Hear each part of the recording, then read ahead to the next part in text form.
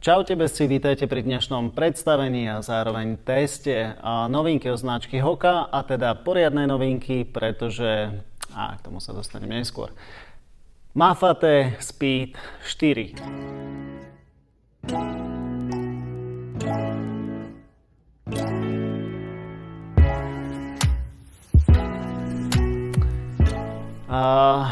Keď tak teraz počítam, myslím si, že to je 12 sezón, neuveriteľných 6 rokov, odkedy prišla taká razantná zmena na Mafate Speed modely a akože Hoka si fakt dala na čas. Koniec koncov zmena prichádza z 3 na 4 po 5 sezónach, čo je 2,5 roka, a celkovo sú to také extrémne časové úseky v rámci bežeckých topánok, že som rád, že to konečne prišlo, pretože už som si myslel, že tu s nami bude Mafate, ako sme ho poznali, že na veky. Poďme teda k 4. generácii. Najskôr si povedzme základné čísla. 295 gramov má 4. generácia, tá 3. mala 316 gramov. Medzi podrážky zostalo to na tých istých číslach, teda 29 špička a 33 peta, čo znamená 4 mm drop, takže tu sa s tým Hoka nehrala, je to vlastne rovnaké. Komplet všetkými trailovými topánkami máte stále 4 mm rozdiel peta špička. Čo sa ale zmenilo? Tých zmien je naozaj že nespočetne veľa a ja som rád, že Hoka konečne updateovala tento model. Ja sa opakujem, ale budem sa opakovať asi často, pretože je to fakt, že super, že tu máme novú Mafate, ktorá nemá len upravený zvršok, trošku medzipodrážku, podrážku a tak ďalej. Zmenilo sa tu toho naozaj veľa. Poďme teda na podrážku. Podrážka sa mi veľmi páči, pretože áno, stále tu máme Vibram, je vo verzii Mega Grip, to sa vlastne nezmenilo. Zmenila sa ale verzia v tom, že toto je kategória toho Vibramu alebo verzia Vibramu s Light-based technológiou. Light-based technológia vo finále znamená, že hmotnosť toho Vibramu, teda tej podrážky, a toho, čo váži najviac na tej topánke, je naozaj nižšia oproti tej bežnej verzii Vibramu, hovorí sa okolo 30%. Ďalšia zmena, ktorá je oproti verzii Mafate Speed 3, je to, a toto nie je dielo Vibramu, to je dielo od Hoky, že sú tu Traction Lux. Traction Lux vlastne znamená to, že tie lamely majú taký kaskádovitý efekt. Slúži to pretože tie lamely sa lepšie zahryznú do toho terénu a tá trakcia by mala byť lepšia.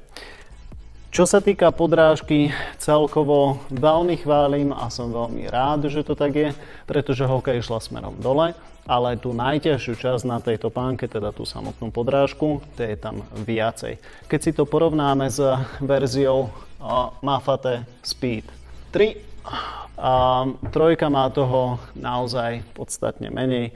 Je tam masívnejšia časť na pete, tá medzipodrážka pokračuje bližšie k ústredu. Áno, stále tam máme tie penové časti, ale je super, že toho Vibramu je tam dostatok.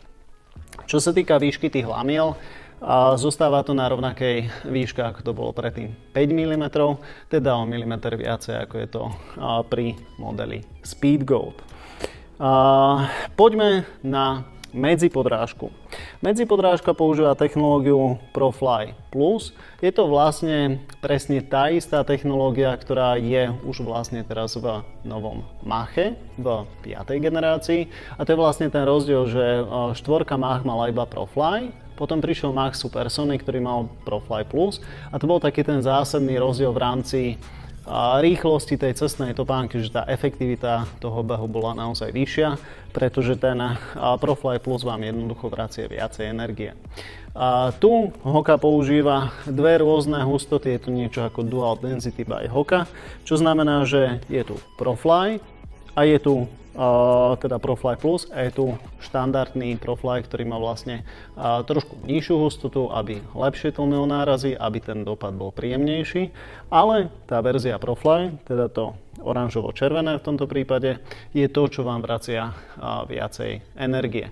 Takže Ja si pamätám, keď som testoval tretiu generáciu, tak to bolo také, že tá topánka sa ako keby zlepšovala počas toho behu, že keď ste si ju skúsili na predajni alebo niekde iba tak v obchode čokoľvek, tak ste z nej nemali taký dobrý pocit, ako ste z nej mali, keď ste obehali, ja neviem, 50 km plus. Hej.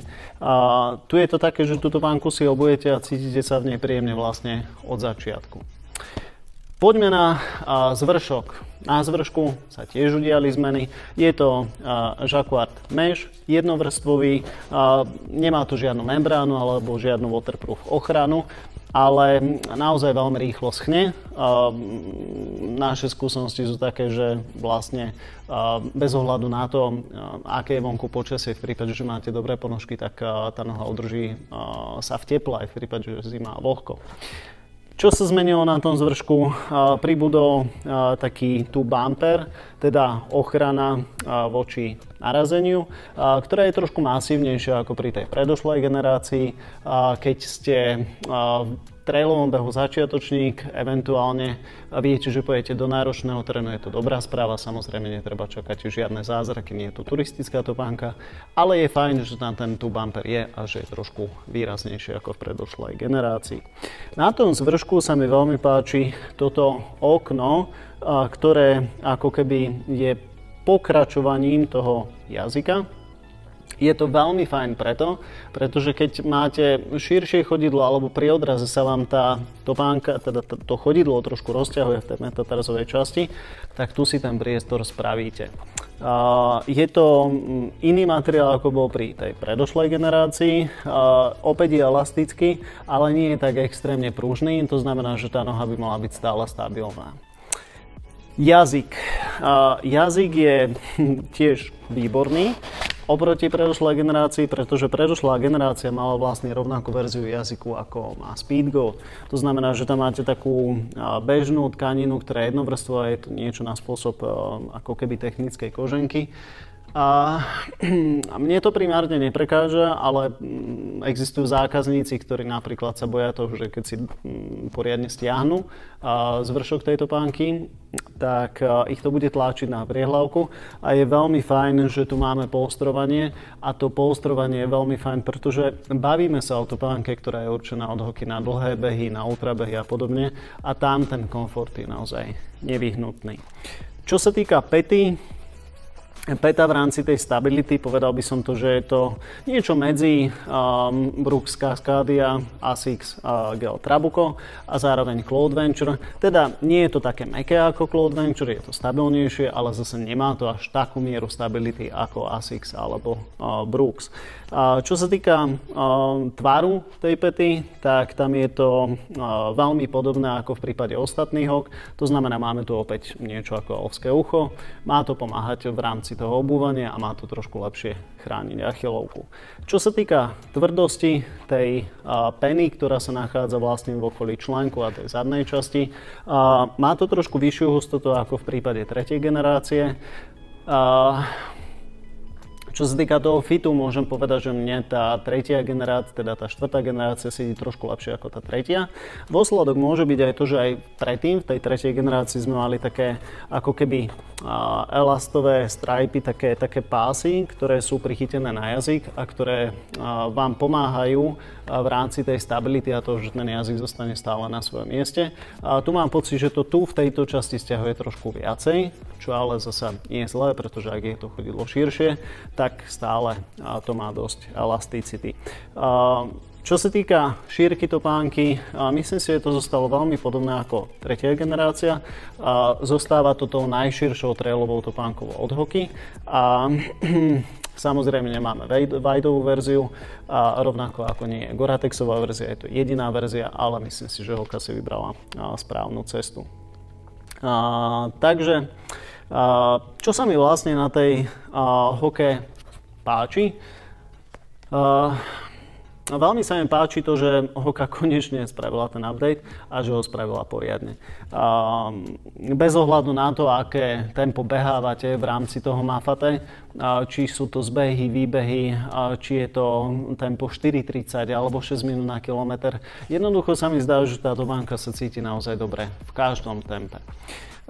Páči sa mi, ako tlmí táto banka. Keď si spomínam na Speedgoat, tak Speedgoat je taký prvoplánovo mäkký. Hej, že tam naozaj cítite tú mäkkosť, už keď si ho budete na predajni, ale mne sa zdá, že tam sa trošku topíte v tej energii. Hej, že toto je naozaj topánka, veľmi podobná tomu, ako to bolo predtým, teda je tá tretia generácia, že cítite tú návratnosť energie, že to je lepšie ako pri tom modeli Speedgoat. Páči sa mi zvršok. Ten zvršok je naozaj výborný. Keď sa vrátim k tomu rozdielu, že Speedgoat alebo Mafate alebo ešte inak, toto je vlastne najdrahšia trailová topánka od Hoki, čo znamená, že by mala mať aj najviac technológie a vizuálne by mala pôsobiť najtechnickejšie.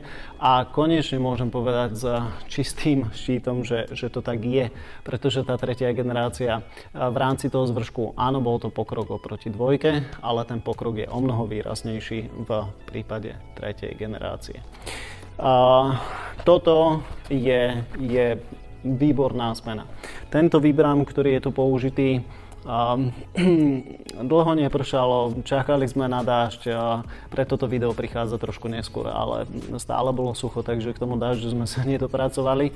Čo sa týka trakcie tejto pánky, naozaj je to výrazná zmena k lepšiemu. Dovolím si tvrdiť, že z toho, čo vlastne máme otestované, tak ASICS s verziou Trabuco alebo Trabuco Max malo tú podrážku takú asi že najlepšiu v rámci tej trakcie s behov výbehov. Tu je to ešte plus 1 mm, takže minimálne sa mu dorovnala, ak nie je trošku lepšia. Čo sa týka toho tlmenia, myslím si, že na tie ultrabehy je to asi naozaj to najlepšie, čo si z Hoki môžete zobrať, pretože v tom Speedgoate budete tratiť relatívne veľa energie. Trabuco Max neponúka až takú mieru komfortu, ako Mafate Speed. Ešte je jedna verzia topánky a to je Brooks Caldera, ktorý je naozaj že výborný v rámci návratu energií a to by som dal asi tak na jednu úroveň. Čo sa týka toho, že kam je vlastne táto pánka určená, je super to, že Hoka stiahla tú hmotnosť na 295 gramov. Myslím si, že z tej kategórie všetkých trailových topánok tohto rangu je to jedna z tých najnižších hmotností a je to super napriek tomu, že ten zvršok je komfortnejší a že máte z toho taký lepší pocit vyslovene, že keď sa obujete, tak cítite ten komfort v rámci tejto pánky. A to sme spadli z 316 na 295 gramov, máte viacej výbramov a tak ďalej. Čo sa mi na tej topánke nepáči, je to, že stále sme sa nedočkali ako keby plného prekrytia tej medzipodrážky. Toto robí naozaj ASICS výborne, má to aj Brooks, to znamená, že ten výbram alebo tá časť podrážky, to už je jedno, od koho je spravená, je jednoducho prekrytá po celej plnej časti. Dúfam, že nastane čas, kedy to tak bude mať aj Hoka. Ja viem, že sú to tie najťažšie časti na tejto pánke, keď to proste prekryjete, celá tá hmotnosť môže vystreliť vyššie, ale v teréne vy, čo beháte, terén to poznáte, celá táto časť je otvorená, keď tam chytíte kameň viacejkrát za sebou a počas, ja neviem, 50 alebo 100 km ultrabehu, tak verím, že to môže predstavovať vážny problém. Čo ešte by som vám povedal o Mafate Speed? Za tú cenu oplatí sa táto pánka. No, keď si zoberieme, že Speedgoat stojí 150 €, toto stojí vlastne 180 € teraz, zostáva 30 € je rozdiel. Myslím si, že tých rozdielov proti tomu Speedgoatu je tam naozaj viacej. Za prvé, keď to porovnáme s modelom Speedgoat, tá medzipodrážka je o milimeter vyššia. Hej. Tie lámely sú naozaj agresívnejšie, takže v tom náročnom a ťažkom teréne bude Mafate určite lepšie ako Speedgoat. Čo sa týka medzipodrážky, zasa tá istá pesnička. Máme tu bežný ProFly, tu máme ProFly Plus, takže rovnako aj energeticky bude efektívnejšia Mafate Speed versus Speedgoat. Čo sa týka zvršku, v rámci konštrukcie by som nehľadal rozdiely, ale rozdiely sú určite v tom, že tu máme ten bežný jazyk, ktorý nemá polstrovanie, Mafate to polstrovanie má. A ďalšou zmenou je to, že šírka v v rámci Speedgoatu a Mafate. Mafate je trošku širšia. Ono má trošku aj inak spravenú to kopyto tej topánky. Je to viacej vyťahnuté do tej preto, aby ste mali viacej priestoru v tej prstovej časti, čo je veľmi dobré počas tých trailových behov. Takže mne sa Mafate a celkovo beh nej veľmi páči. Je to topánka naozaj, že od 5 do 100 km. Bez ohľadu na to, že v akom teréne budete behať, či sú to skály alebo lesné cesty, lístie, polné cesty, bláto, tak nikdy som nepociťoval to, že by som si vlastne mal vybrať nejakú inú topánku, lebo tá Mafate Speed 4 by tam nestačila. Takže priatelia, toľko k Mafate 4. Verím, že sa vám naše video páčilo. Ďakujeme za like alebo subscribe. No a vidíme sa pri ďalšom video teste alebo predstavení. Čau.